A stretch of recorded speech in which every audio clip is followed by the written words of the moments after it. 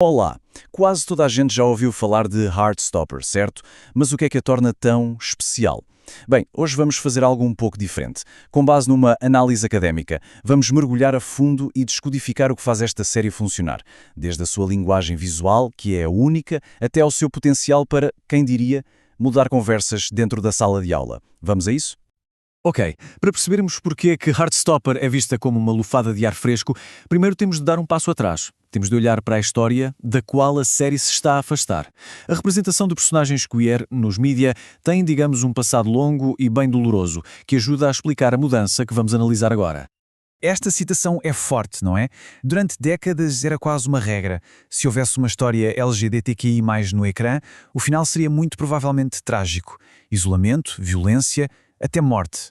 Este padrão repetitivo acabou por criar o que a análise chama de violência simbólica, ou seja, aquela ideia subtil, mas super destrutiva, de que as vidas queer estavam de alguma forma destinadas a acabar mal.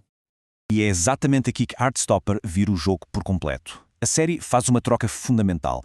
Em vez de tragédia, temos cuidado. No lugar do estereótipo e sofrimento, entra o afeto genuíno e o apoio. E onde antes havia segredo e vergonha, agora há descoberta e afirmação. É esta nova forma de contar a história que vamos explorar.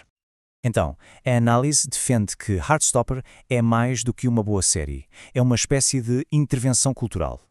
A série cria uma linguagem visual completamente nova que não só nos faz ver, mas mais importante, nos faz sentir o afeto queer de uma forma que fala diretamente com as nossas emoções. O termo técnico para isto é semiótica do afeto. Eu sei, soa super académico, mas a ideia por trás é bem simples. Pense nisto como a linguagem secreta dos sentimentos. Em vez de uma personagem ter de dizer "eu estou a sentir uma coisa", a série usa pistas como cores, sons e pequenos gestos para nos fazer sentir aquela emoção juntamente com ela. E esta linguagem tem uma espécie de gramática, dividida em 3 níveis. Primeiro, temos a primeiridade, a sensação pura. É a qualidade de uma cor, como o amarelo, ou o som de um coração a bater. Depois vem a secundidade, a ação.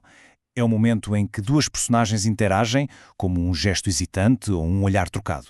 E por fim, a terceiridade, o significado maior. É o que aquele gesto nos diz sobre o mundo real, sobre aceitação, sobre masculinidade. As cores são um exemplo perfeito da tal primeiridade em ação.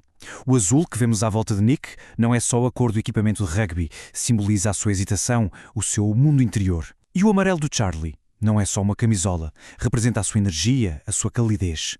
Juntas, estas cores contam uma história inteira sem precisar de uma única palavra. Mas a linguagem não se fica pela cor. As famosas animações são outro pilar fundamental. Em vez de ouvirmos uma personagem pensar "senti uma faísca", a série mostra-nos, literalmente, as faíscas a voar.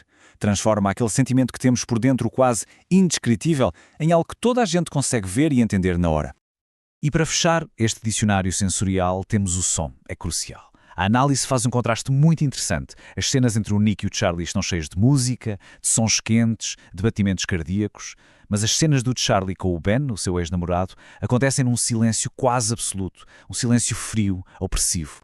Só pela paisagem sonora percebemos tudo sobre que relação é saudável e qual é tóxica. Certo, agora que já temos as ferramentas, vamos usá-las. Vamos ver como esta linguagem toda funciona na prática ao analisar alguns dos momentos mais marcantes da série. Lembrem-se desta cena no campo de rugby. O estudo destaca este momento como sendo absolutamente central. O ambiente é de agressividade, de masculinidade tradicional. E quando Charlie se magoa, o Nick larga tudo e corre para o ajudar, à frente de toda a gente. Ele está basicamente a quebrar as regras não escritas do Código dos Homens. A sua ação redefine a força, mostrando que ela não está na agressividade, mas sim na empatia. E depois vem esta pergunta. Uma pergunta que marca uma viragem na série e que nos leva a um dos seus temas centrais, a jornada da autodescoberta. É a questão que ecoa na cabeça do Nick e que, na verdade, ecoa na de imensas pessoas que estão a tentar perceber quem são. Esta cena do Nick a pesquisar no Google, sozinho no seu quarto, é mais do que um momento de personagem. O artigo defende que é um verdadeiro comentário social. O facto de ele ter de recorrer à internet, no escuro, simboliza uma falha muito maior. Mostra que quando a educação formal falha, os jovens são deixados por sua conta, a procurar respostas online, sem qualquer apoio. Mas a solidão daquela pesquisa online é equilibrada por outra coisa que a análise destaca como sendo fundamental: O poder das redes de apoio. Heartstopper constrói de forma muito intencional um verdadeiro ecossistema de suporte à volta das personagens. Família, amigos, a série mostra-nos que a descoberta da identidade não tem, de todo, de ser uma viagem solitária. Mas a análise não fica por aqui. Vai um passo além e lança uma pergunta interessante. E se a série pudesse sair do ecrã e entrar na sala de aula? Vamos ver o seu potencial como ferramenta pedagógica. O estudo sugere que pensemos na série com um artefacto curricular. O que é que isto quer dizer? Basicamente, que não é só entretenimento. É uma peça de mídia que pode ser usada para começar conversas importantes na sala de aula, sobre temas como consentimento, diversidade ou empatia, de uma forma que os jovens consigam realmente conectar-se. E não se trata só de pôr a série a dar e conversar um pouco. O artigo propõe mesmo um plano de 5 passos. Começa por dar contexto, depois passa por analisar cenas específicas, usando exatamente as ferramentas de semiótica de que falamos.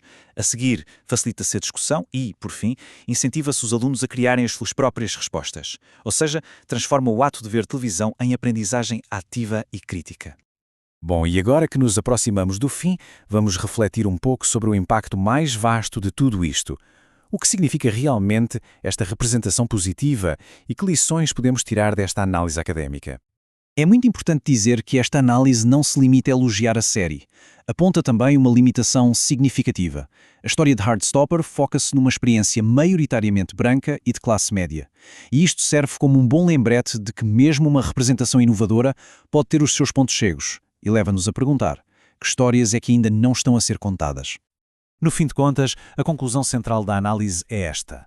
Ao criar uma linguagem visual tão rica e positiva para o amor queer, Heartstopper oferece muito mais do que uma história bonita.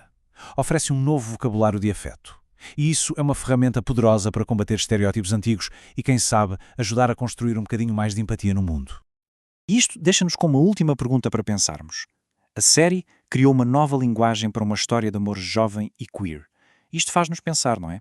Que outras experiências, que outras identidades ainda estão por aí à espera de uma linguagem própria, positiva e poderosa para que possam finalmente ser vistas e compreendidas por todos.